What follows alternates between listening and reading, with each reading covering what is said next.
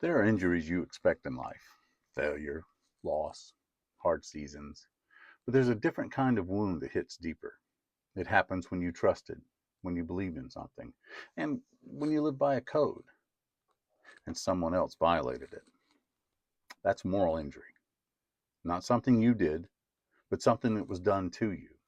A betrayal, a leader who failed you, a system that abandoned you, a spouse that broke their vow, an organization that sacrificed you for convenience. It shakes your foundation. And if you don't deal with it properly, it'll quietly shape your daily life in ways you don't even realize. Today, we're going to talk about moral injury and what it really is, and what happens to you when it's inflicted on you. We're going to also talk about the 6 steps to move forward without becoming bitter. All right, so let's start with what is moral injury when it's done to you. Moral injury isn't just about guilt, it's about what happens when someone violates a value that you believed was sacred, carved in stone.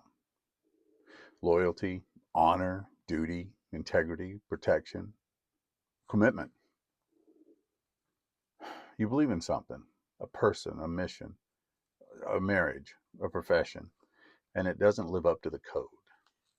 That creates it makes a fracture.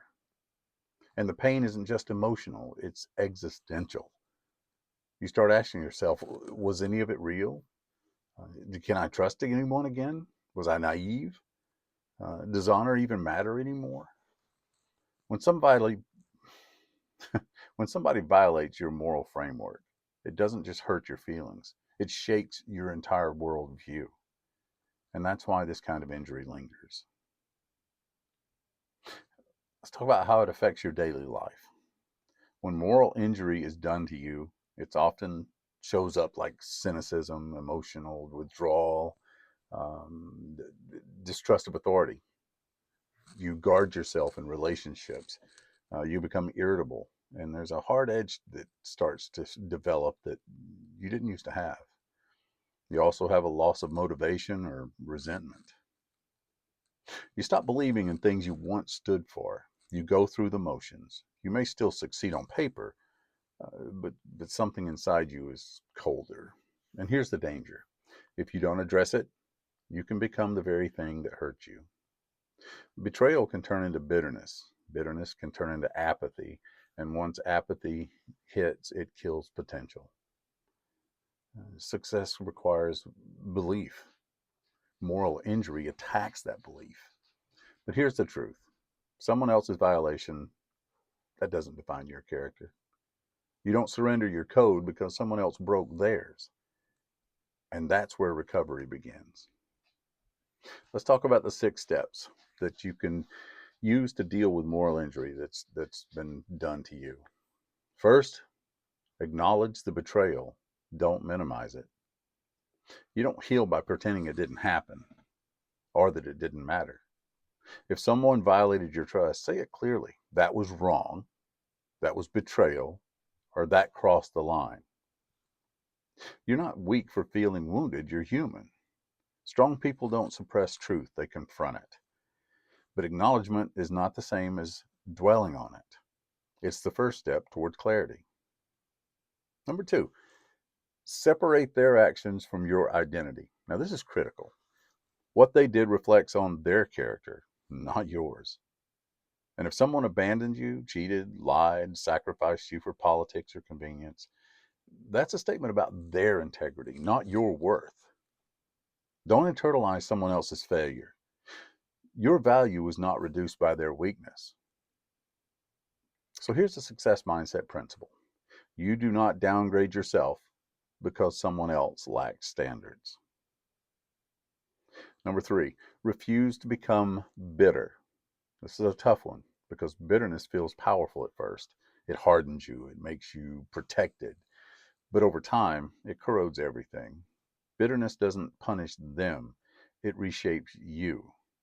And you don't want to become similar because someone else was.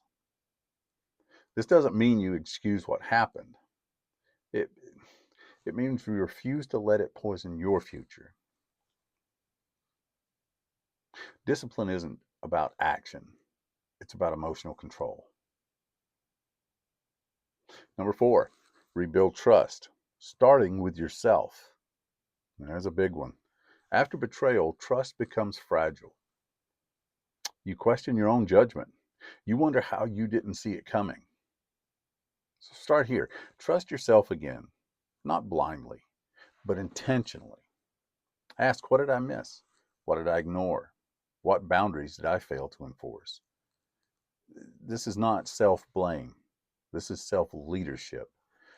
Growth comes from refinement. The injury teaches you discernment, and discernment makes you stronger, not closed. Reclaim your code. Number 5, just because someone else violated loyalty doesn't mean loyalty stops mattering. Just because someone broke their word doesn't mean honor is dead. Your standards are yours. Don't surrender them. Instead, sharpen them. Strengthen your boundaries. Clarify your expectations. Upgrade your circle if necessary. But don't lower your code to match weaker people. The world doesn't need more cynical men and women. It just doesn't. It needs disciplined ones who choose integrity anyway. Number 6, turn the injury into fuel. You have 2 options after moral injury. You either withdraw or you build. Use the pain as fuel. Let it sharpen your awareness. Let it refine your leadership. Let it clarify what you will and won't tolerate. That line in the sand, if you will. Some of the strongest leaders in the world were forged through betrayal. They didn't become bitter. They became wiser. They didn't abandon their values. They embodied them more fully. Pain can make you guarded, or it can make you grounded. That choice is yours. Listen carefully. If someone violated your trust, if an institution failed you, if someone broke a vow, a promise, or a sacred duty, you're allowed to feel that. But you're not required to live there. Their failure does not cancel your future. Their dishonor, it doesn't erase your integrity. You do not lose your moral framework because someone else couldn't carry theirs. In fact, this is where your strength is revealed. When it would be easier to give up on people, when it would be easier to become cynical, when it would be easy to stop believing, and you choose discipline instead. You choose clarity and growth. That's power. That's your power. The injury may not have been your fault, but the healing is your responsibility. And responsibility is where strength lives. Look, if this resonated with you, share it with someone who's carrying quiet resentment. Subscribe for more content on discipline, resilience, building strength without losing your integrity. And remember, you don't control who betrays you, but you control who you become afterwards. And that decision defines everything. I'll see you in the next one.